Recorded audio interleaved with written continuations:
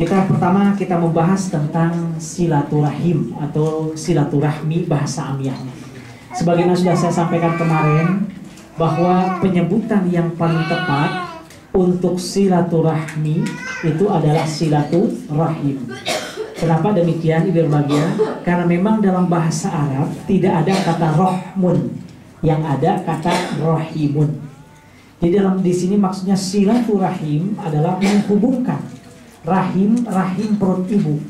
Jadi artinya menghubungkan persaudaraan, sehingga satu sama lain saudaranya ibarat saudara kandung dari satu rahim. Ibaratnya seorang kakak dengan adik, seibaratnya seorang adik dengan kakak, sekalipun keduanya berbeda orang tua. Itu yang dimaksud dengan silaturahim. Dengan silaturahim juga karena dia adalah saudara, maka kepedihan yang dialami oleh saudaranya hakikatnya adalah kepedihan yang dialami oleh dirinya sendiri. Orang dengan silaturahim, Ibu berbahagia, itu menunjukkan bahwa kita betul-betul harus menjaga saudara kita. Layaknya kita menjaga adik kita, layaknya kita menghormati kakak kita. Yang di bawah kita sayangi, yang di atas kita hormati, persis seperti saudara sekandung kita.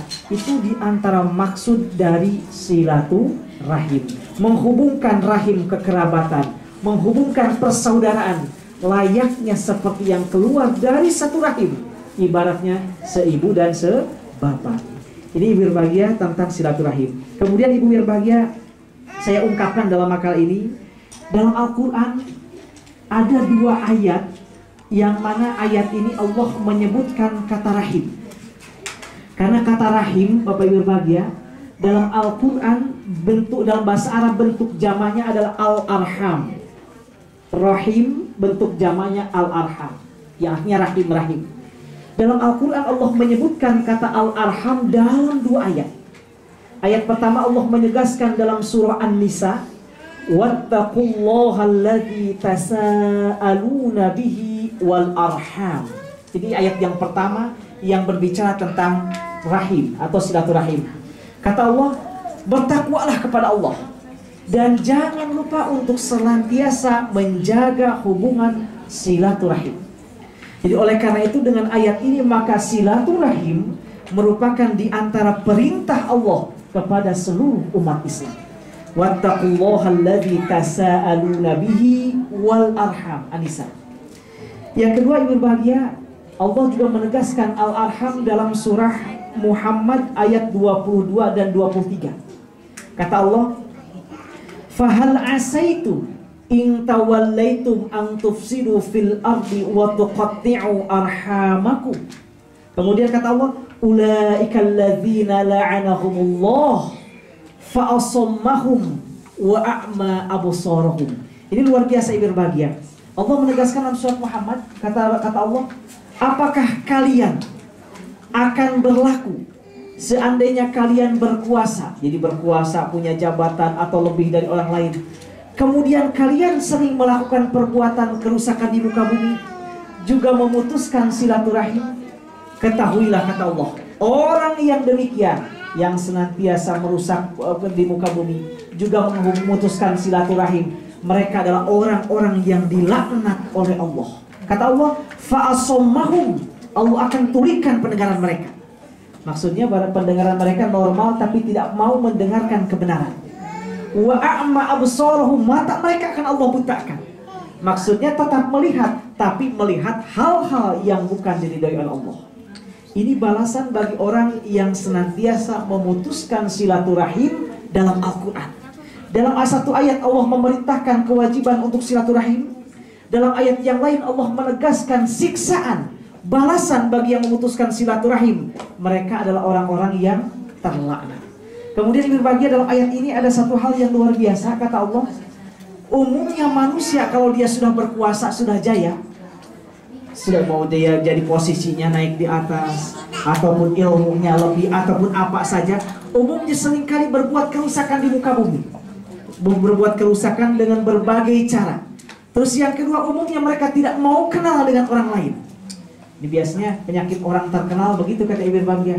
Dikenal orang tapi tidak mau kenal orang.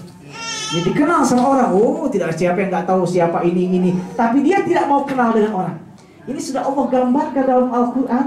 Umumnya manusia, kecenderungan manusia, kalau dia sudah jaya dan berkuasa, satu, dia berbuat kerusakan di muka bumi, menyalahgunakan itu dan lain sebagainya. Yang kedua, dia selalu memutuskan silaturahim dengan orang.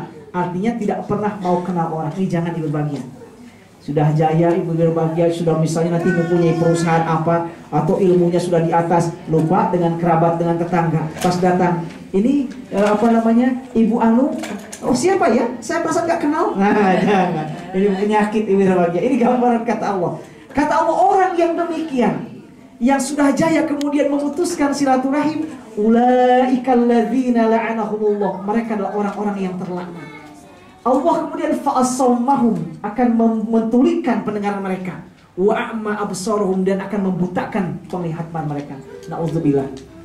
Tidak ada kenikmatan yang paling besar ibu berbahagia selain kenikmatan kita masih bisa mendengarkan kebenaran, melihat hal-hal yang diridhoi oleh Allah. Tidak ada yang kenikmatan yang lebih besar dari itu semua.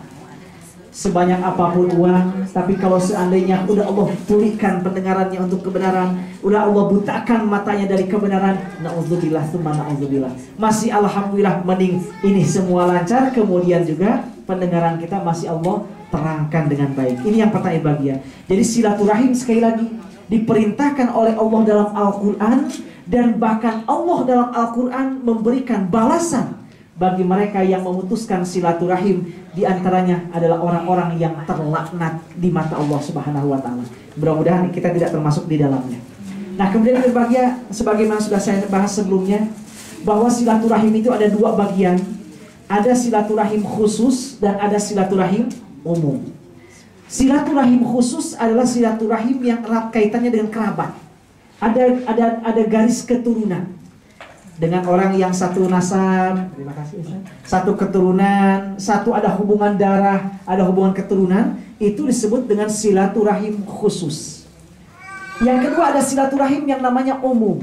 Silaturahim umum adalah silaturahim yang ada keterkaitan, bukan keterkaitan darah, bukan keterkaitan keturunan, tapi keterkaitan akidah dan agama sesama muslim. Makanya dalam surat Al-Hujurat Allah mengatakan innamal mu'minuna ikhwah. Sesungguhnya orang beriman itu adalah saudara. Dan ikhwah dalam bahasa Arab adalah saudara sekandung. Oleh karena itu sesama muslim harus merasakan betul-betul saling menyayangi, seperti kakak dengan adik atau adik dengan kakaknya. Ikhwah. Nah, kedua silaturahim ini berbahagia, keduanya diperintahkan oleh Allah dan diperintahkan juga oleh Rasulullah Shallallahu Alaihi Wasallam. Lalu kita bahas yang pertama, silaturahim dengan kerabat.